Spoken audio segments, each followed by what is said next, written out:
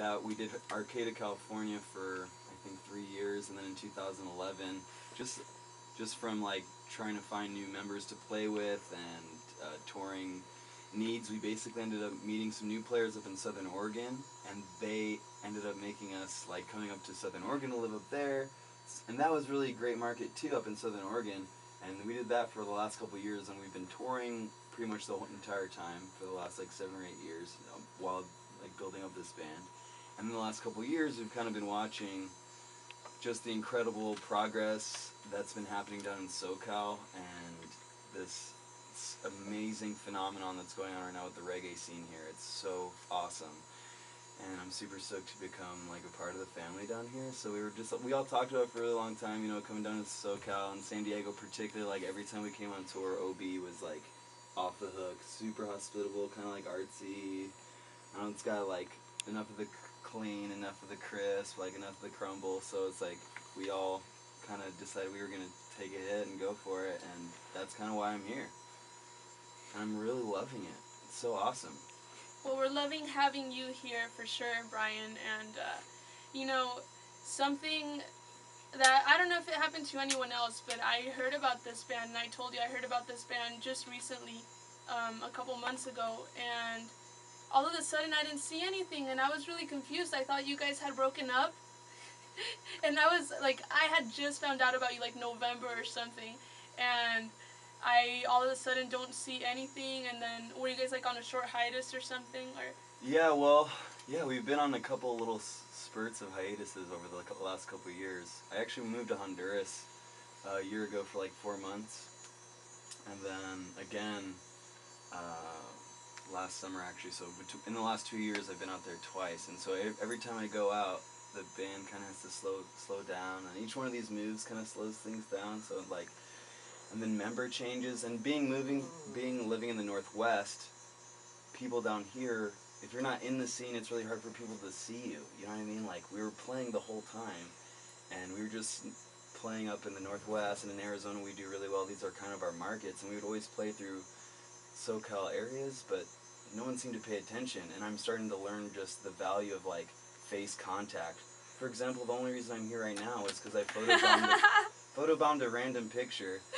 Like, see these girls taking a selfie in the crowd just last week in Corona at the Tribal Theory and True Press and Hyrie and Aloha Radio. All bands that I totally love, and I drove up there to see it. Something I couldn't have done 2 months ago. Like, I couldn't just go 2 hours and go see a really smashing show, you know. So I went out to the show, and I saw these girls taking selfie, and I totally photobomb it, you know, and then the next day I'm getting tagged, and they're like, oh, that's Lilly Lopez, come up on the radio show. So it's like that, like, yeah. You can't, you know, it's like the value of just face contact and, like, being a person, you know, and it's really cool, because social media is really strong, everyone's really good at it, but nothing is as strong as a smile, you know, and, like, actual eye contact. So thanks for having me and speaking up, I really appreciate it. Thanks for photobombing, man. Here, I'm gonna be honest with you.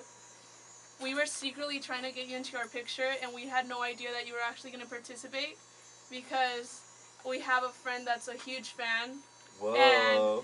And okay. I've already told you about this fan a couple of times, and so we're like, oh, that's the guy from the band that I'll just mention him, from the band that Henry loves. And so we're like, let's take a photo and strategically leave a gap. And we had no idea that you were actually going to, like, participate in the photo. And so we're like, hell yeah, you know. But the plot thickens. Yeah. I see. But yeah, that was great. That was really fun. I was feeling so goofy that night too. I should do that more often. Just photobomb all the time. Dude, definitely. Why not?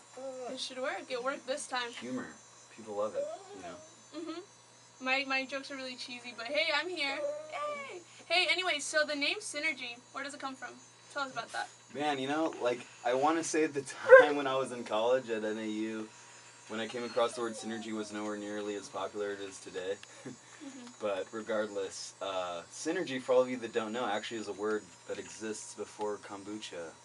Or actually, I don't know if that's true. Kombucha is really old. But before the company Synergy Kombucha, you know, that's what we always hear about. Like, you guys kombucha company? Like, no, we're not. We're a band.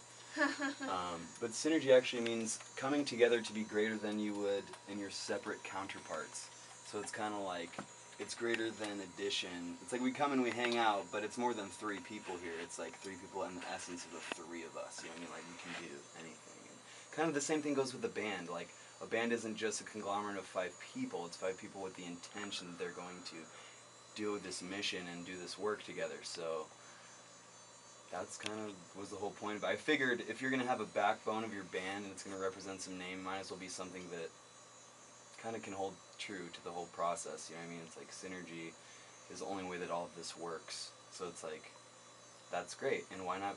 That seems like it would go really well with the reggae community too. You know, like there's a lot of uplifting messages in reggae and a lot of uplifting band names. So it was like synergy. That seems like something, yeah, that's kind of how it started.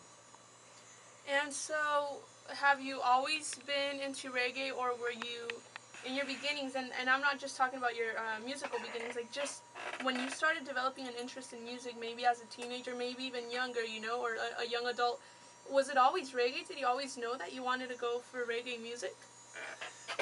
Okay, super detailed story, now that you asked.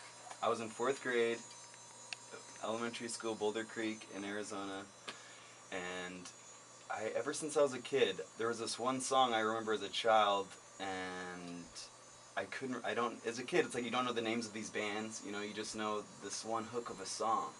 I just had this one song always was stuck in my head, and it was this one, I can't help falling in love with you. And I would always sing it, and I could sing it to my parents for years after that. I was like, it's this one song, I don't know who the band is. I can't help falling in love with you. And then my parents just kind of deciphered that, and they could digest what they could, and they got me a Bob Marley album for my 4th grade birthday. Or however old, 11 or whatever I was. 4th grade birthday, take it, we'll take it, man. Accepted. Okay. And that was kind of the beginning. So that kind of turned me on to Bob Marley. Later on, I found out the song, after I started getting into reggae and kind of diving deeper, I didn't have to reach far to find out that the original song I was going after was UB40, the version of I Can't Help Falling in Love with You, which is actually an Elvis Presley song. So that's kind of like was the addiction to reggae. That was the beginning of the madness. And then just when I was 16, I got turned on to a couple festivals. I went to some festivals out in Arizona and realized the reggae wasn't dead.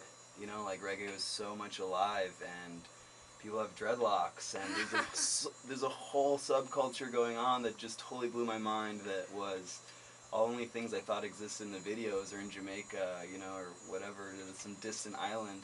So that just totally increased the fervor for it. I grew up on Sublime, like Bradley Noel, huge inspiration, and so that was always another thing about like Americanized reggae too, you know, like doing it your own way. I think Sublime really influenced a lot of American reggae artists to do that, like do reggae and interpret it the way you want to, you know what I mean? Like it's truly a world music in that sense, and I really love that. There's so many facets of reggae nowadays, like it's so cool. I'm so excited to be experiencing and living through what I think is like an anthropological cultural phenomenon, really, with reggae. It's so cool, and it's healthy, and it's uplifting. Don't you think? It's just good for the soul. Heck yeah, and then, you know, like, it's awesome segue how you mentioned that it's healthy and it's uplifting. What I try to do with this show is I focus on, because of course there's, in every genre there's going to be some negative songs, you know, that kind of give that genre in a way a bad name, but I focus on putting music with a message out there, especially for the youth, you know, because there's so much crap out there on the radio nowadays. Like, I'm not even gonna sing songs that play, but anyways, reggae music, it's perfect for everyone. It's perfect for the youngsters and even your grandpa, you know, your grandma. It's like it's an amazing genre, and I know it changes a lot of lives. I don't know, did it ever impact your life? Like, is there another long detailed story? I'll take it. Go. Well, yeah, of course. I mean, I'm a reggae musician. It's everything. Like, you know, let's see. Yeah, well, one of the coolest stories I have actually